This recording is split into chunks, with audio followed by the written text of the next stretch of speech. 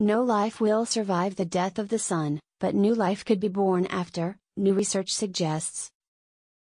Lucky for us, Earth's magnetic shield deflects and dismantles the harshest of these winds, allowing little more than a warm breeze to penetrate the planet's atmosphere. But new research suggests that our planet's magnetic shield may not always be so strong, and solar wind will only get more and more powerful as our local star approaches its ultimate demise. In a study published July 21 in the journal Monthly Notices of the Royal Astronomical Society, a team of astronomers calculated how the intensity of the Sun's solar wind will evolve over the next 5 billion or so years, when our star runs out of hydrogen fuel to burn and balloons into a tremendous red giant.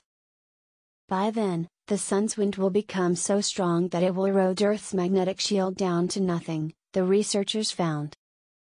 We know that the solar wind in the past eroded the Martian atmosphere, which, unlike Earth, does not have a large-scale magnetosphere, study co-author Eileen Vidato, an astrophysicist at Trinity College Dublin, Ireland, said in a statement. Billions of years from now, our Sun, like all stars in the universe, will eventually run out of the hydrogen that fuels the nuclear reactions in its core. Without this fuel, the Sun's core will begin to contract under its own gravity, while the star's outer layers begin to expand. If Earth does manage to survive the Sun's violent transformation into a red giant, our planet will be left in a solar system that's very different from how it is today. The radiation oozing out of the red giant Sun will also be significantly more intense than it is now. How intense will that radiation be, and can Earth's magnetosphere survive the onslaught?